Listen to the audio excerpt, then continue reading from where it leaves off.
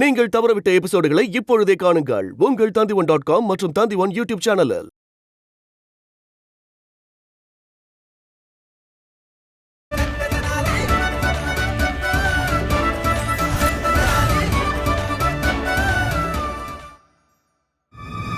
உங்களை மகாராஜான்னு புகழ்ந்து பேசாம வேற யார பேசுறது? என்னை பொறுத்த வரைக்கும் உண்மையான மகாராஜா நீங்க தான். உங்ககிட்டதான் மகாராஜாவுக்கான எல்லா குணங்களும் இருக்கு. உங்க அறிவு, திறமை, பேச்சு திறமை, வீரம் எல்லாமே ராஜாவுக்கான குணம் மகாராஜா. இப்படி வீணா புகழ்றது எனக்கும் பிடிக்காது, என் வாளுக்கும் பிடிக்காது. புரிஞ்சுதா இல்ல புரியலையா? எனக்கு புரிஞ்சிருச்சு மகாராஜா, ஆனா நீங்க தான் புரிஞ்சிக்க மாட்டேங்கிறீங்க. இப்ப நான் எப்படி சொல்றது? இங்க சிம்மாசனத்துல அமர்ந்து இருக்காரே, அவரை ராஜான்னு சொல்லவே எனக்கு அவமானமா இருக்கு. அவருக்கு இப்படி விசிறிய வீசுறதை விட நல்லது உங்க வாளால கழுத்து வெட்டுப்பட்டு சாவுறது. தயவு செஞ்சு என்ன உங்களுக்கு சேவை செய்ய அனுமதி கொடுங்களேன். விஜயநகர சாம்ராஜ்யத்தின் மகாராஜா மற்றும் மகாராணி வந்து கொண்டிருக்கிறார்கள். நான் வரவா மகாராஜா? போ. மகாராஜா பாலகுமார், மகாராணி சுலக்ஷணா தேவி, மகாராஜா பாலகுமார், மகாராணி சுலக்ஷணா தேவி, மகாராஜா பாலகுமார், மகாராணி சுலக்ஷணா தேவி. பாத்து மகாராஜா.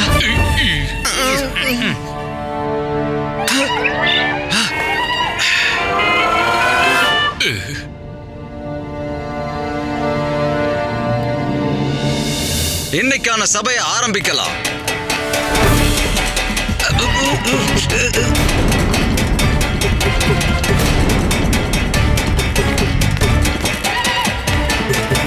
சிறுவனே, இதை வாசிக்கிறத நிப்பாட்டு. எனக்கு காதெல்லாம் கூசுது. மகாராஜா, இந்த சிறுவன் ஏதோ புகார் கொடுக்கறதுக்கு வந்திருக்கா.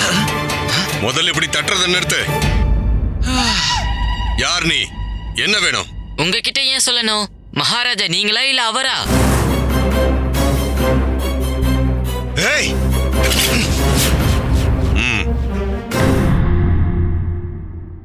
பையனே 2 அடி தான் இருக்கா, ஆனா நாக்கு 4 அடி நீளுது. ஏ பாலகா, இங்க இருந்து கிளம்பு, போய் வெளியில போய் விளையாடு. நான் மகாராஜா கிட்ட பேசிட்டு இருக்கிறேன். இதுல குறுக்க பேச நீங்க யாரு?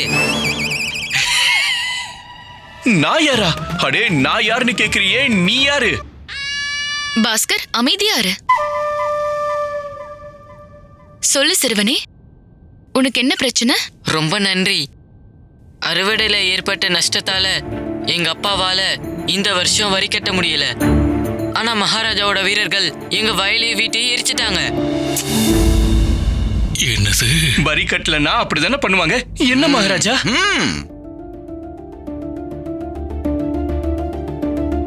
எங்க வீட்டை அவங்க தீ வச்சு எரிச்சப்ப என்னோட அம்மாவும் அப்பாவும் அந்த வீட்டுக்குள்ள இருந்தாங்க. நெருப்புல எரிஞ்சு 2 பேரும் இறந்து போயிட்டாங்க.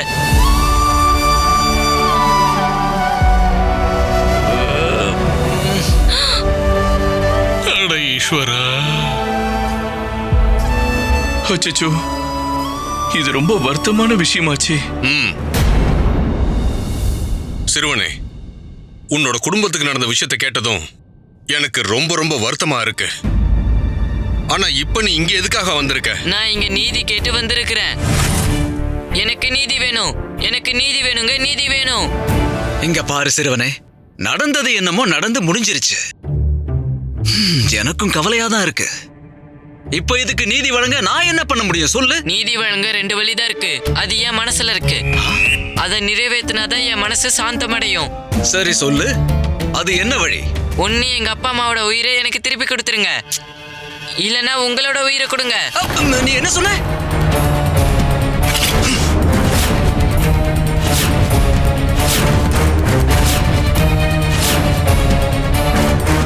நாவடக்கமே இல்லாத பாலகனே, நீ என்ன பேசுறன்னு தெரிஞ்சுதான் பேசுறியா?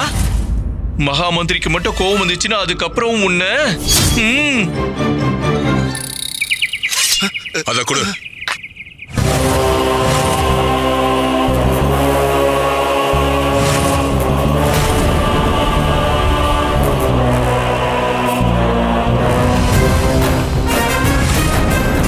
உங்களுக்கு உண்மையாவே கோவம் வந்துருச்சு.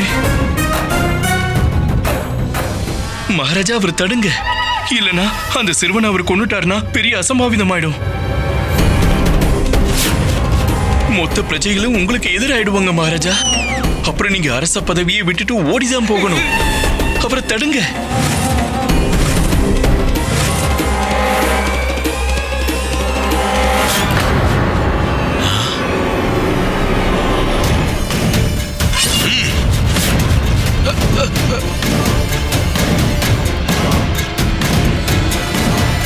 ஐயோ, இவன் இந்த பையனை தாக்கிடுவானோ?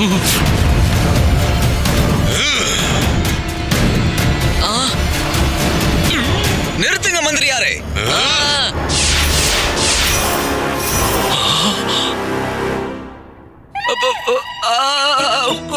கொஞ்சம் பொறுமையா இருங்க மந்திரியாரே, இவன் ஒரு சிறுவன்.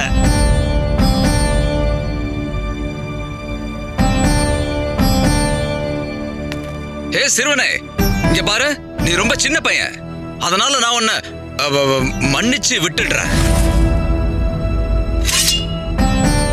இப்ப நீ இங்க இருந்து சீக்கிரமா கிளம்பு, போ. நான் உன்னை இங்க இருந்து போன்னு சொன்னேன்.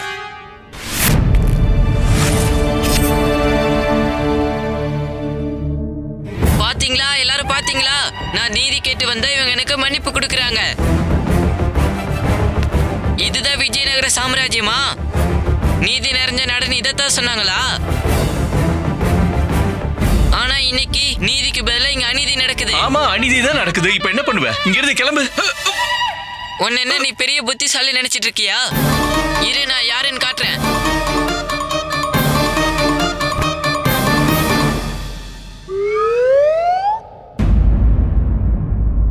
மகாராஜா, நான் ஒரு சிறுவங்கிறதுனால எனக்கு நீதி வழங்காம இருக்கலாம் நினைக்காதீங்க. நீதி கிடைக்காம நான் போக மாட்டேன். இப்ப விஜயநகரத்துல நடக்கிறது நீதிக்கும் அநீதிக்குமான யுத்தம். மகாராஜா, உங்களுக்கு நாளைக்கு வரைக்கும் அவகாசம் தரேன். நாளைக்கு நான் நீதி கேட்டு மறுபடியும் வருவேன். நாளைக்கு நீதிக்கும் அநீதிக்கும் யுத்தம் நடக்கும். அந்த யுத்தத்துக்கு சாட்சியா இந்த விஜயநகரமே வரப்போகுது.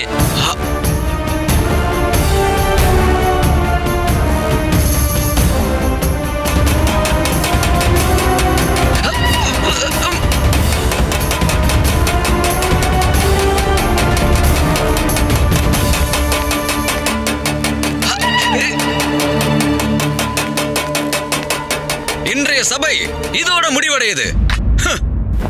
மகாராஜா பாலகுமார், மகாராஜா பாலகுமார், மகாராஜா பாலகுமார், மகாராஜா பாலகுமார், மகாராஜா பாலகுமார், மகாராஜா பாலகுமார். மகாராஜா, யாரு? மந்திரியார் அவர்களே, நீங்களா? சொல்லுங்க, என்னாச்சு? இன்னைக்கு நம்ம அரசவையில எல்லா சபையினர் மற்றும் மக்களுக்கு முன்னாடி நீங்க என்ன தடுத்துட்டீங்க. எனக்கு அது சரியா படல. நீங்க எதுக்காக என்ன தடுத்தீங்கன்னு நான் தெரிஞ்சுக்கலாமா? அச்சச்சோ, இந்த ஆளு ஏன் பேரை சொல்லிடுவானோ?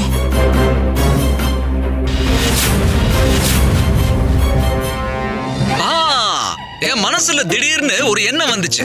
அதாவது, நீங்க அரசவையில அங்க கூடியிருந்த எல்லார் முன்னிலையிலையும் அந்த சிறுவனை கொன்னு இருந்தீங்கன்னா அப்புறம் மொத்த மக்களும் எனக்கு எதிரா மாறி இருப்பாங்க. அது மட்டும் இல்ல மந்திரியாரே, அவன் ஒரு சின்ன பையன், சும்மா அடம் பிடிச்சிட்டு இருக்கான். நாம அவனுக்கு அன்பை காமிச்சு பரிசை கொடுத்து எடுத்து சொன்னோம்னா அதை அவன் புரிஞ்சுப்பான். என்ன மகாராணி, நான் சொன்னது சரிதானே? ஆமா, சரியா சொன்னீங்க. சரி மந்திரியாரே, நான் இப்ப கிளம்புறேன். சரி, வாங்க மகாராணி. ஏன் பின்னாடி எதுக்காக வர்ற? போய் மகாராஜாவுக்கு சேவை பண்ண. நான் என் மகாராஜாவுக்கு தான் சேவை செய்யறேன் மகாராஜா. என் மேல உனக்கு மரியாதை இருக்கிற மாதிரி ஒருவேளை நீ நடிக்கிறியோ? ஏன்னா நடிப்புக்கான தண்டனைய நான் இல்ல, என் வாள் தான் கொடுக்கும். புரிஞ்சுதா இல்ல புரியலையா? நீங்க என்ன சொல்றீங்க மகாராஜா? நான் உங்களை வேண்டி கேட்டுக்கிறேன், தயவு செஞ்சு என்னுடைய அன்ப பக்திய சந்தேகப்படாதீங்க. எனக்கு நீங்க உங்களுக்கு சேவை பண்றதுக்கு நல்வாய்ப்பை கொடுங்க மகாராஜா.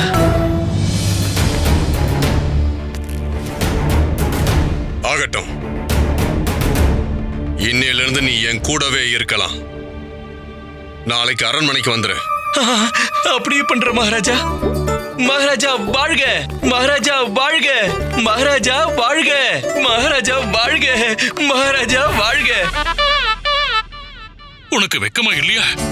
உன் அப்பாவோட பேரு புகழ் மரியாதை எல்லாத்தையும் நாசமாக்கிட்டு விஜயநகரத்தோட எதிரிய வாழ்கன்னு சொல்லிக்கிட்டு இருக்க. உன்னை நினைச்ச கேவலமா இருக்கு. மகாராஜா வாழ்க, மகாராஜா வாழ்க, மகாராஜா வாழ்க.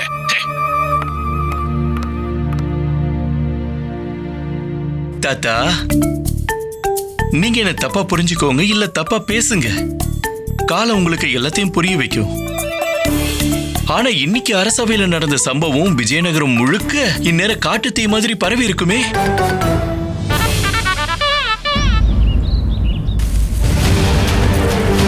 ஆஹா, ஒரு சின்ன பையன் மகாராஜாக்கே சவால் விட்டுருக்கானா? எத்தனையோ வருஷத்துக்கு அப்புறமா ஒருத்தன் நீதி கேட்டு போயிருக்கான், அதுவும் அரசவைக்கு. இனி விஜயநகரத்துல நீதி வழங்கப்படும். ஆமா, நாளைக்கு நாம எல்லாருமே அரசவைக்கு போயாகணும். ஆமா, எல்லாரும் அரசவைக்கு போயாகணும். ஆமா, நாளைக்கு நிச்சயமா அரசவைக்கு போயாகணும்.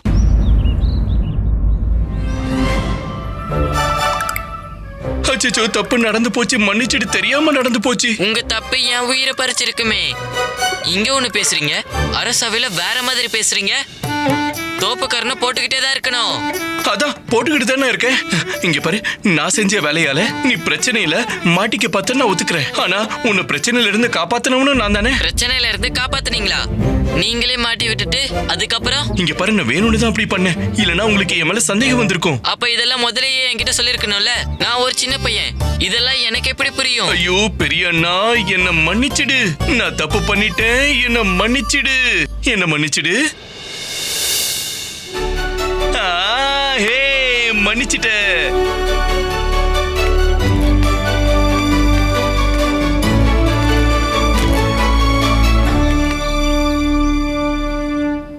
அட, உனக்கு என்னாச்சுப்பா? அதாவது நான் என்னோட அப்பா கிட்ட கோவப்படும் போது என் அப்பாவும் இப்படிதான் என்ன அப்படியே பாசமா தூக்கி சுத்துன்னு சுத்தி என்ன சிரிக்க வச்சிருவாரு.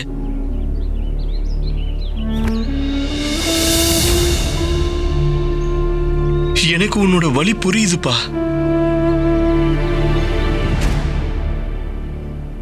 அப்பாவை பிரிஞ்சிருக்கிற வலி என்னன்னு எனக்கும் தெரியும். நீ வேணா பாரு, நாளைக்கு உனக்கு நிச்சயம் நீதி கிடைக்கும். உனக்கு நீதி வாங்கி கொடுக்க போறவரு அரசவைக்குள்ள வந்ததுக்கு அப்புறமா யாருக்கும் எப்பவும் எந்த அநீதியும் நடக்காது. ஏன்னா நாளைக்கு அரசவையில நடக்க போறத பத்தி யாரும் யோசிச்சு கூட பார்க்க முடியாது.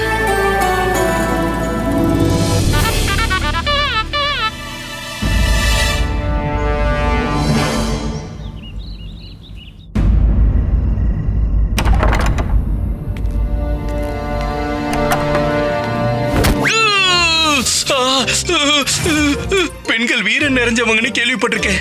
ஆனா வீட்டுக்கு வந்தது அடிப்பாங்கன்னு நான் கேள்விப்படல. ஏன் அடிச்சீங்க? அம்மா, எதுக்கு அடிக்கிறீங்க? எதுக்கு அடிக்கிறீங்க? சொல்லிட்டு அடிங்க. ஐயோ ஐயோ, அம்மா அடிக்காதீங்க. இவனை ஏன் அடிக்கிறீங்க? அப்படி என்ன பண்ணா என்கிட்ட சொல்லுங்க. சாரதா அம்மா உங்களை நாள்ல இருந்து கருப்பு துணி போட சொல்றாங்க. நல்லா தெரியுங்க. அப்படிதான்.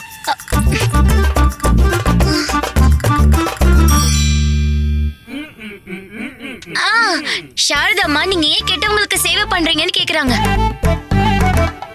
அச்சோ, ஐயோ, நில்லுங்கம்மா, நில்லுங்கம்மா. சரி, முதல்ல ஒண்ணு சொல்லுங்க, உங்களுக்கு இந்த விஷயம் எப்படி தெரிய வந்தது? ஓ, அப்படியா? அப்ப இங்க நெருப்ப மூட்டினது நீங்க தானா? அட ஆமா, இப்போதான் எனக்கு ஒரு முக்கியமான விஷயம் ஞாபகத்துக்கு வந்துச்சு. நான் கிளம்புறேன். கேள்விக்கு பதில் சொல்லிட்டு போங்க. நில்லுங்க.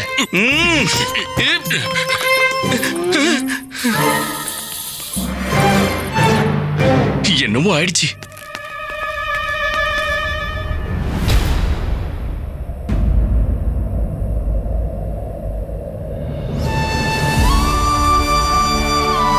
என்ன மன்னிச்சிடுங்கப்பா. உங்களை வந்து அடையறதுக்கு எனக்கு இதை தவிர வேற எந்த வழியும் தெரியல. சீக்கிரமாவே நான் உங்களை தேடி கண்டுபிடிச்சு கூட்டிட்டு வந்துருவேன்.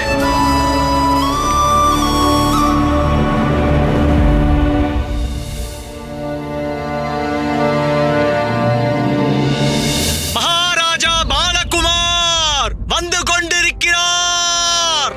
மகாராஜா பாலகுமார், மகாராஜா பாலகுமார், மகாராஜா பாலகுமார், மகாராஜா பாலகுமார், மகாராஜா பாலகுமார்.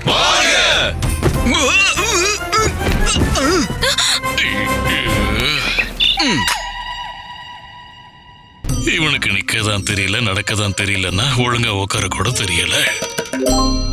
என்ன இன்னைக்கு மொத்த விஜயநகரமும் அரசவைக்கு வந்திருக்கு? இன்னைக்கு மொத்த விஜயநகரமும் இங்க வந்திருக்கு மந்திரியாரே. உன்னுடைய காது ரொம்ப பலமா கேக்குது போல. நன்றி மந்திரியாரே. அது எதுக்குன்னு தான் கேக்குறேன். அது எனக்கு தெரியாது மந்திரியாரே. எனக்கு காத்தே வரலையே. நல்லா வீசு. எனக்கு இந்த பக்கம் காத்து வீசுறவன் எங்க போனா? அதான் அந்த பாஸ்கர் எங்க போனா? மகாராஜா, நான் அவனை ஒரு வேலையா இன்னைக்கு அனுப்பி வச்சிருக்கேன். ஏன்?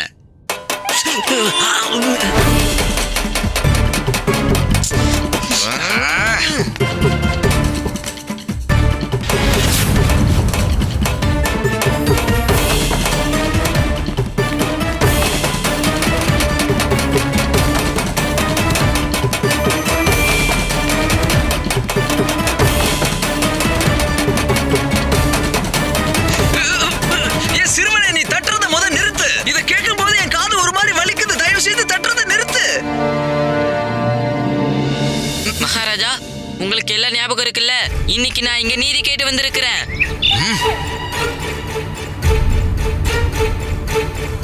பொறுமையா இரு சிறுவனே, உன்னை நான் ஏமாத்த மாட்டேன். சேவகா,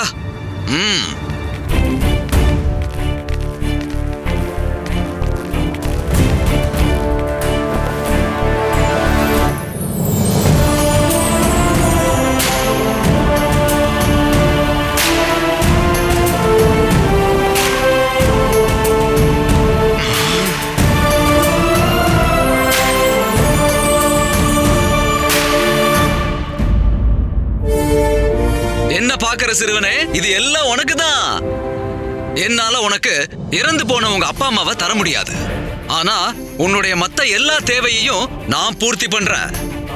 இதை தவிர வேற ஏதாவது வேணும்னா தாராளமா கேளு. அதையும் உனக்காக வர வைக்கிறேன். விளையாட்டு பொருட்களை வச்சு விளையாடு, நல்ல உணவுகளை சாப்பிடு, இனிப்புகளையும் சாப்பிடு, சந்தோஷமா இரு.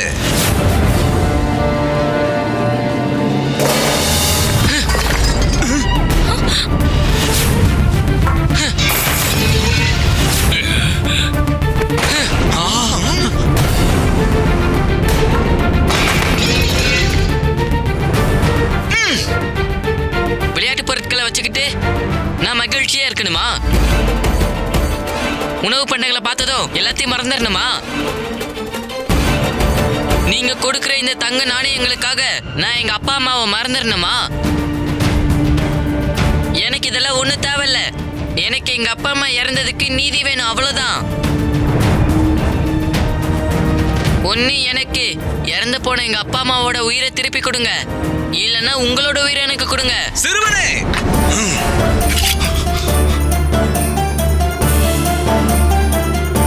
சிறுவனே, நீ ரொம்ப சின்ன பையன். அதனால நீ பண்ற எல்லாத்தையும் நான் பொறுத்துக்கிறேன். ஆனா இப்ப நீ உன் எல்லையை மீறிட்ட. மகாராஜா, எனக்கு அனுமதி கொடுங்க. மந்திரியாரு, புரிஞ்சுதா?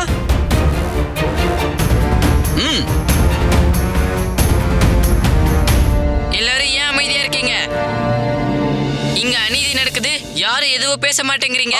இறந்து போன எங்க அப்பா அம்மாவோட உயிரையும் விளையாட்டு பொருட்களும் உணவு பொருட்களும் ஒண்ணுங்கிறாங்க. நீங்க எல்லாரும் வேடிக்கை பாக்குறீங்க. நீதியை நிலைநாட்ட இந்த யுத்தத்துல எனக்கு உறுதுணையா யாருமே இல்லையா?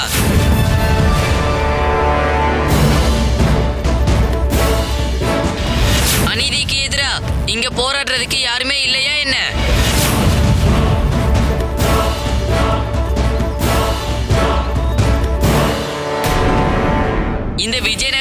சாம்ராஜ்யத்துல அப்பாவி மக்களுக்கு உதவி செய்யறதுக்கு ஒருத்தர் கூட இல்லையா?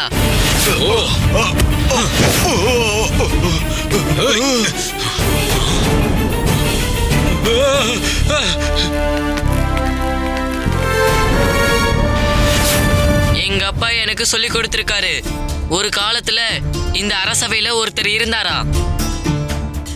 அவர் எல்லா மக்களுக்கும் நீதி வழங்குவாராம்.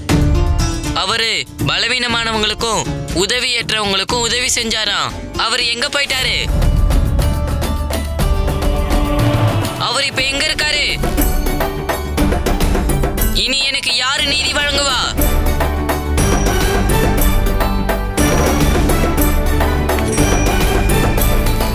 அவரு எங்க போயிட்டாரு? எங்க இருக்கிறாரு?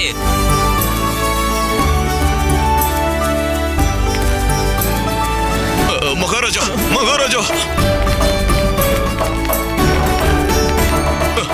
அவர் வந்துட்டாரு, அவர் வந்துட்டாரு.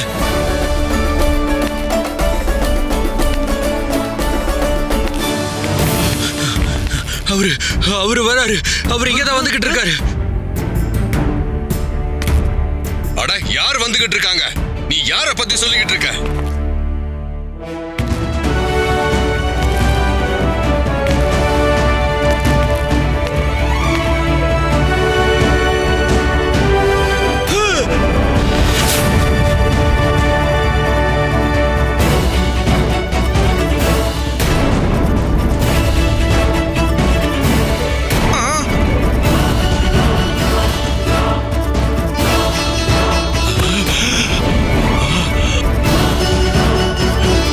அன்னைக்கு ராத்திரி வந்தது ராமகிருஷ்ணனோட ஆவி இல்ல, வந்தது ராமகிருஷ்ணனே தான். இவனுக்கு என்ன பத்தி எல்லாம் தெரியுமே.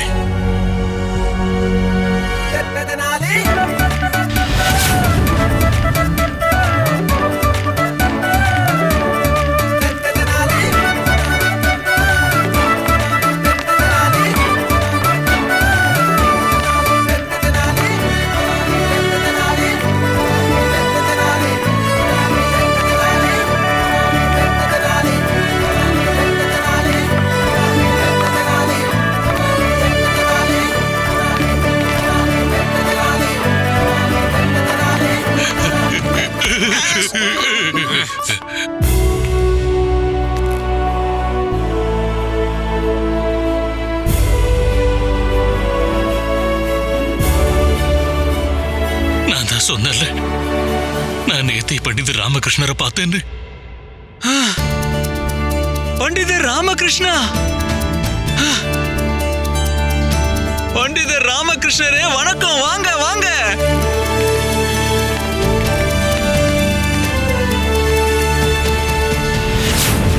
இத்தனை வருஷத்துக்கு அப்புறம் உங்களை பார்த்ததுனால என் மனசு மகிழ்ச்சி அடைஞ்சிருச்சு. இது என்னுடைய பெரும் பாக்கியம். அதனாலதான் உங்களை பார்க்கிறதுக்கு பாக்கியம் கிடைச்சிருக்குது. வாங்க வாங்க.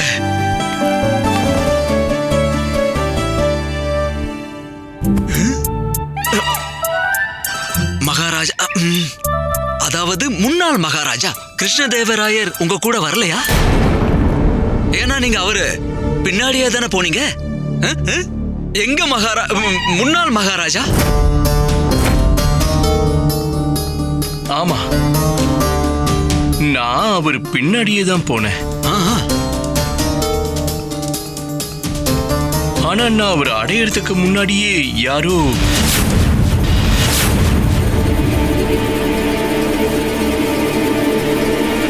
என்ன கடத்திட்டாங்க.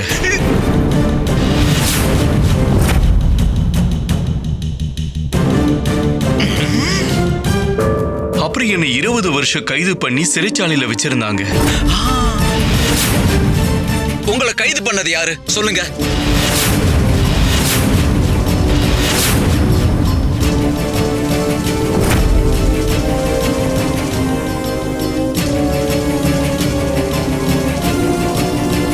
அவன் ஒரு தேச துரோகி. நீங்க பேரை மட்டும் சொல்லுங்க போதும். சொல்லுங்க.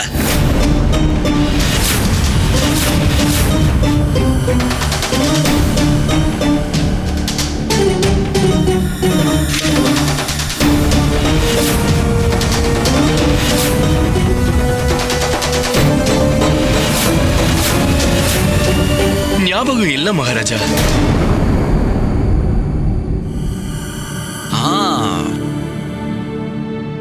அதான் நான் இப்ப வந்துட்டேன்ல. இனி உங்க எல்லாரோட உறுதுணையோட அந்த தேச துரோகிய கண்டுபிடிப்பேன். அப்புறம் என் மகாராஜா கிருஷ்ணதேவராயரையும் திரும்ப கூட்டிட்டு வருவேன்.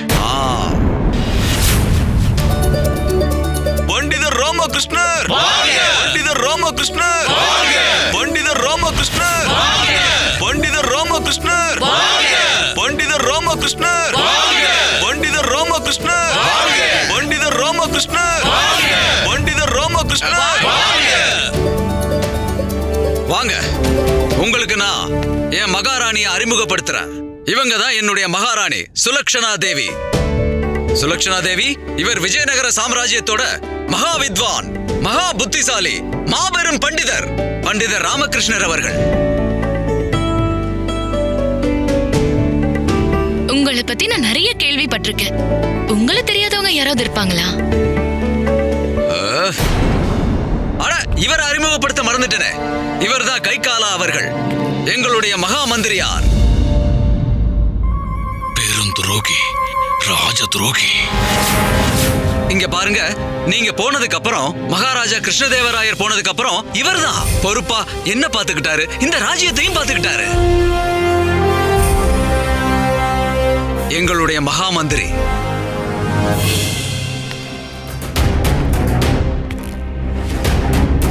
வணக்கம். வணக்கம். உங்களை சந்திச்சதுல ரொம்ப மகிழ்ச்சி. எனக்கும் உங்களை சந்திச்சதுல ரொம்ப மகிழ்ச்சி. இவங்கள சந்திங்க. இவங்க தான் எங்களுடைய ராஜகுருக்கள்.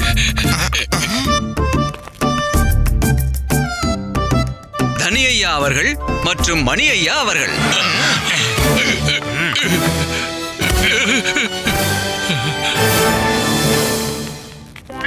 வணக்கம் பண்டிதர் ராமகிருஷ்ணரே. அருமை, அற்புதம். நீங்க 2 பேரும் ராஜகுரு ஆயிட்டீங்களா?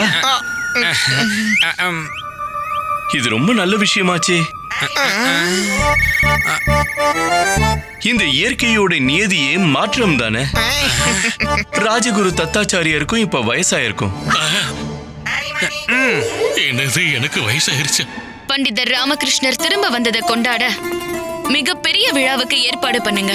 ஓ சரி மகாராணி, திருவிழா கண்டிப்பா நடக்கும். ஆனா அதுக்கு முன்னாடி இந்த சிறுவனுக்கு நீதி வழங்குறது தான் முக்கியம். நீதியா? என்ன மன்னிக்கணும் பண்டிதர் ராமகிருஷ்ணரே. நீங்க இப்ப இந்த அரசவையில எந்த ஒரு பதவியிலையும் இல்ல. அதனால நீங்க அரசவையோட எந்த ஒரு செயலையும் தலையிட உங்களுக்கு அனுமதி இல்ல. சரியா சொன்னீங்க. நீங்க சொன்னது உண்மைதான். ஆனா போறதுக்கு முன்னாடி நான் என் பதவியை ராஜினாமா பண்ணல. அதனால சட்டப்படி நான் இப்பவும் இந்த விஜயநகர சாம்ராஜ்யத்துடைய பிரமுகர் மற்றும் சிறப்பு ஆலோசகர் ஆவேன். என்னை என் பதவியை விட்டு யாரும் நீக்கல.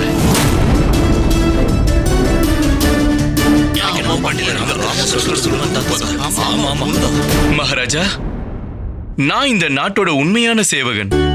பல வருஷங்களா நான் இந்த நாட்டை காத்திருக்கேன், சேவை செஞ்சிருக்கேன். இப்பவும் இந்த மாபெரும் சிம்மாசனத்துல இருக்கிற விஜயநகர அரசரை காக்க வேண்டியது என்னுடைய கடமை. நான் என் கடமையை செய்யணும்னு தான் நினைக்கிறேன் மகாராஜா. மத்தபடி எல்லாத்தையும் நீங்க தான் முடிவு பண்ணணும். உங்க முடிவை நான் நிச்சயம் ஏத்துக்கிறேன். ஆனா நல்ல ஞாபகம் வச்சுக்கோங்க, இப்ப பிரச்சனை உங்களுடைய உயிர் சம்பந்தப்பட்டது.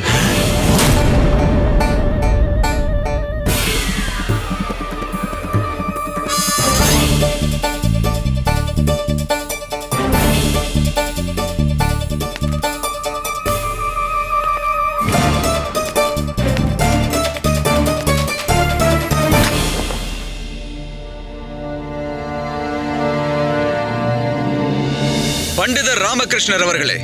மகாராஜா, நீங்க ரொம்ப சரியா சொன்னீங்க. நீங்க எந்த ஒரு பதவியில இருந்தாலும் இல்லனாலும் உங்க பங்களிப்ப மொத்த விஜயநகரத்தாலையும் எப்போதும் மறக்க முடியாது. உங்க உங்க புத்திசாலித்தனத்துக்கு எல்லையே கிடையாது. அதனால இந்த பிரச்சனைக்கான தீர்வும் உங்களை தவிர வேற யார்கிட்டயும் இருக்கவே முடியாது. இப்ப பிரச்சனை என்னன்னா, இந்த சிறுவன் நீதிக்காக தன்னுடைய இறந்து போன அம்மா அப்பாவோட உயிரை திரும்ப கேட்கிறான். இல்லனா என்னுடைய உயிரையே கேட்கிறான். சொல்லுங்க, இதுக்கு என்னதான் தீர்வு? தீர்வுதான் கேள்வியிலேயே இருக்கே மகாராஜா. அதாவது உங்களுடைய உயிர்.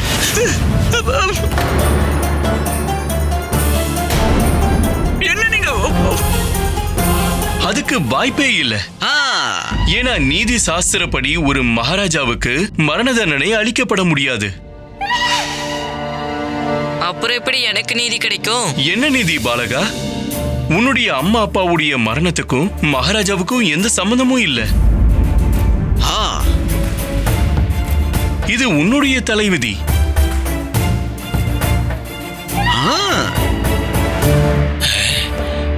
இந்த பண்டிதர் ராமகிருஷ்ணர் எப்படி அநீதிக்கு ஆதரவா பேசுறாரு?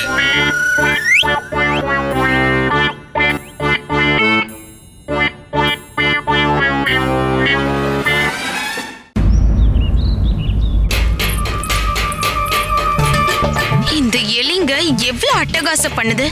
நானும் இப்ப பாத்திரங்களை தட்டி நல்ல சத்தத்தை ஏற்படுத்தி இந்த எலிங்களை ஓட வைக்கிறேன்.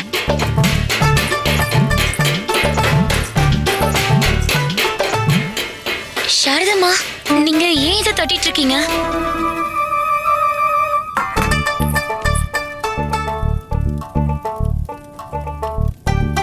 அதெல்லாம் விடுங்க. சாரதாம்மா, இத பாருங்க. இது உங்களுக்காக கொண்டு வந்திருக்கேன். சைகை மொழிக்கான புத்தகம்.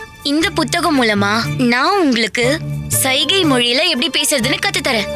சைகை மொழிய எப்படி புரிஞ்சுக்கணுங்கிறத பத்தி நானும் கத்துக்கிறேன். சரி, அப்ப முதல்ல ஒருத்தர்கிட்ட இங்க இருந்து நீங்க வெளியில போங்க அப்படின்னு சொல்ல என்ன பண்ணணும்? இருங்க, செஞ்சு காட்டுறேன்.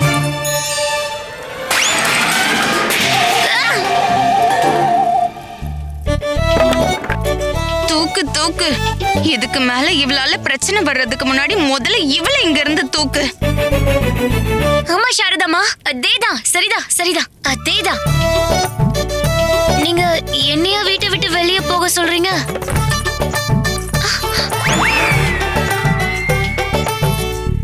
இத பார்த்து சாரதாம்மா சந்தோஷப்படுவாங்கன்னு நினைச்சேன். ஆனா இனிமே நம்ம வேற ஏதாச்சும் தான் யோசிச்சு ஆகணும் போல.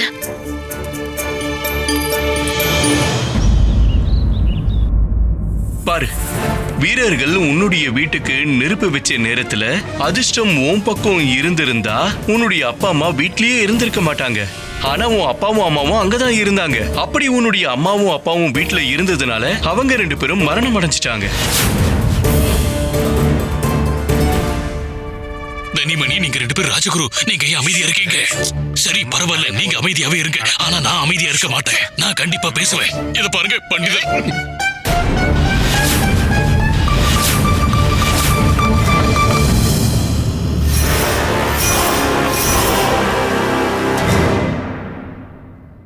நம்மளுடைய தலையெழுத்தை யாராலையும் மாத்த முடியாதுன்னு சொல்லுவாங்க. அதனால தப்பு மகாராஜாவுடையது இல்ல, உன்னோட தலையெழுத்தோடது. அதனால தண்டிக்கப்பட வேண்டியது மகாராஜா இல்ல, உன்னுடைய தலையெழுத்து தான்.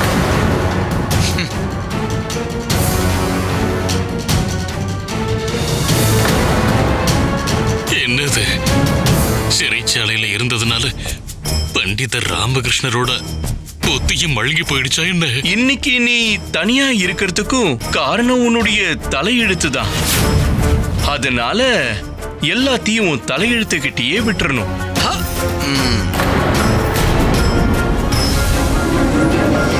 இது எப்படி முடியும்? அதுக்காக தலையெழுத்துன்னு ஒரு சிறுவனை அப்படியே விட்டுட முடியுமா என்ன?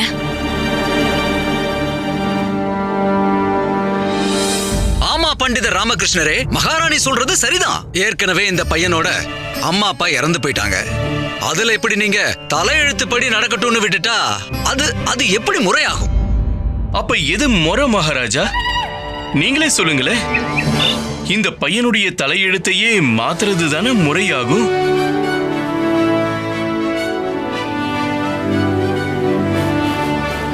இவனுடைய வாழ்க்கைக்கு ஒரு புது திசையையும் வழியையும் ஏன் காட்டக்கூடாது? இவனுடைய அம்மாவையும் அப்பாவையும் இவனுக்கே ஏன் திரும்ப கொடுக்க கூடாது?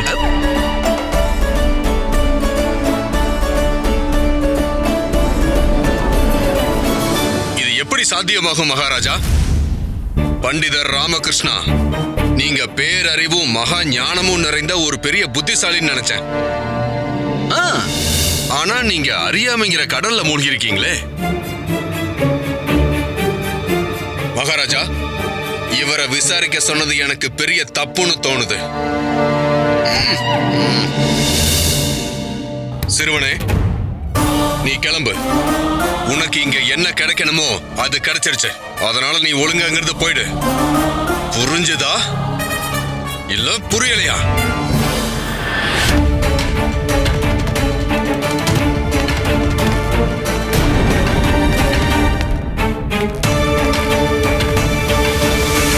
மந்திரியார் அவர்கள் சொல்றது சரிதான். இந்த சிறுவனுக்கு அவனோட அம்மா அப்பாவை எப்படி திரும்ப தர முடியும்? நீங்களே சொல்லுங்க பாப்போம். மகாராஜா, நான் இப்ப இந்த பாலகனுடைய தலையெழுத்தை தான் தப்புன்னு சொன்னேன். ஏன்னா இங்கே நீங்க எல்லாரும் இவனுக்கு நடந்த எந்த ஒரு சம்பவத்துக்கும் இவனுக்கு சம்பந்தம் இல்லைன்னு புரிஞ்சுக்கணும்னு தான். இப்ப உங்க மனசுல இந்த சிறுவன் மேல கருணை பொங்கி வழியறதையும் நான் பாக்குறேன். கருணை இருக்குல்ல மகாராஜா? ஆமா. அப்படின்னா நீங்க இந்த பையனை தத்தெடுத்து இவனுக்கு அம்மா அப்பா இல்லாத குறைய போக்கலாம்ல?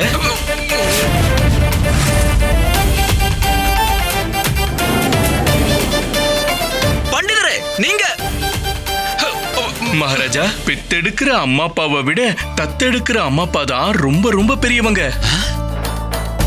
மொத்த விஜயநகரமும் உங்களுடைய நல்ல எண்ணத்தை பார்க்க காத்து இருக்கு மகாராஜா. நீங்க இந்த பையனை இப்பவே இங்கேயே உங்களுடைய தத்து பையனாக்கி இவனுடைய வாழ்க்கைய மகிழ்ச்சி படுத்துங்க. அற்புதம், அற்புதம் ராமகிருஷ்ணரே, அற்புதம். நீங்க இன்னைக்கு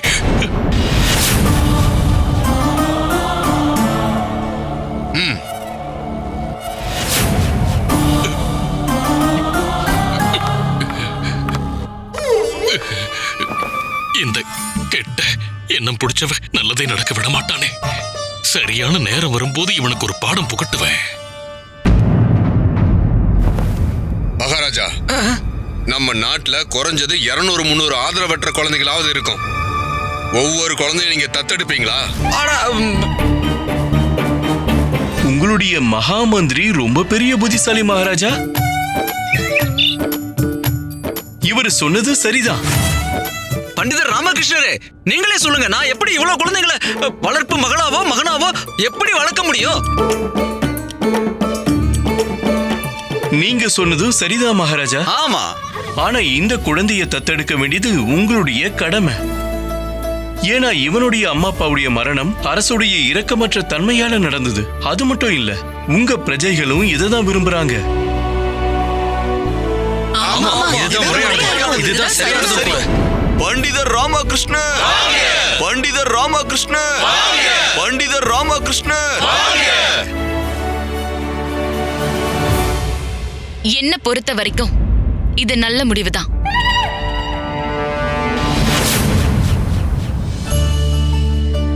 ஆதரவில்லாத சிறுவனுக்கு அம்மா அப்பா பாசம் கிடைக்கிறத விட ஒரு சிறந்த முடிவு வேற என்னவா இருக்க முடியும்?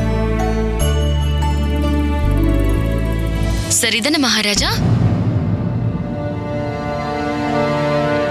மகாராணி இந்த சிறுவனை தத்தெடுக்க தயார்னா நானும் இந்த சிறுவனை தத்தெடுக்க தயாரா இருக்கிறேன்.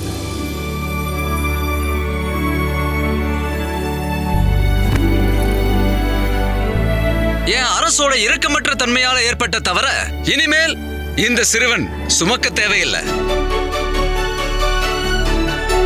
அதனால இன்னையில இருந்து இல்ல, இப்ப இருந்து இந்த சிறுவன் என் தத்து பிள்ளையா வளர்க்கப்படுவான்.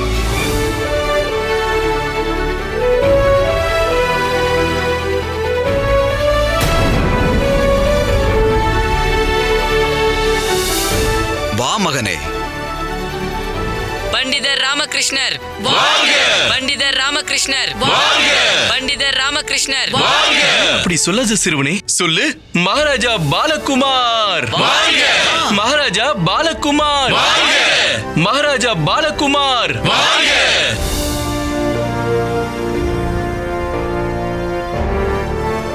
வா. மகாராஜா பாலகுமார், மகாராணி சுலக்ஷணா தேவி, மகாராஜா பாலகுமார், மகாராணி சுலக்ஷணா தேவி.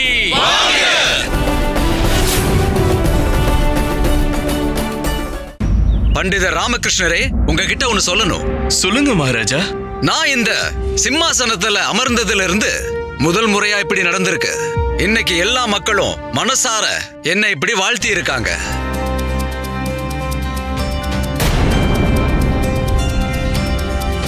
இந்த எல்லா புகழும் உங்களுக்கு மட்டுமே சேரும் பண்டிதர் ராமகிருஷ்ணரே. இல்ல மகாராஜா, இதோட எல்லா புகழும் கண்டிப்பா உங்களை தான் சேரும். ஒன்னு பண்ணுங்க பண்டிதர் ராமகிருஷ்ணரே, நீங்க விருந்தினர் மாளிகைக்கு போங்க. எனக்கு உங்களுக்கு சேவை செய்ய ஒரு வாய்ப்பு கொடுங்க. ரொம்ப நன்றி மகாராஜா. பல வருஷத்துக்கு அப்புறமா வந்திருக்கேன். என்னுடைய வீட்டுக்கு போய் என்னுடைய மனைவியையும் மகனையும் நான் பார்க்கணும். அனுமதி கொடுங்க. வணக்கம் மகாராஜா. வணக்கம் மகாராணி.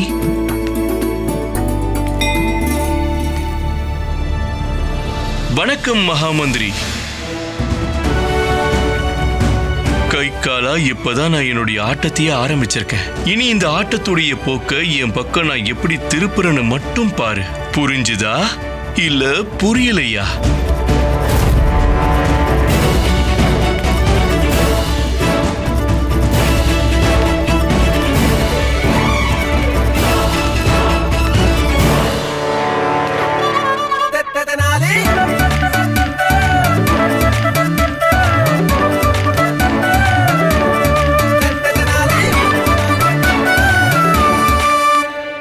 ராமகிருஷ்ணா, எந்த விஷயத்தை நினைச்சு நான் பயந்தனோ அது நடந்துருச்சு. பண்டிதர் ராமகிருஷ்ணன் விஜயநகரத்துக்கு திரும்ப வந்துட்டான்.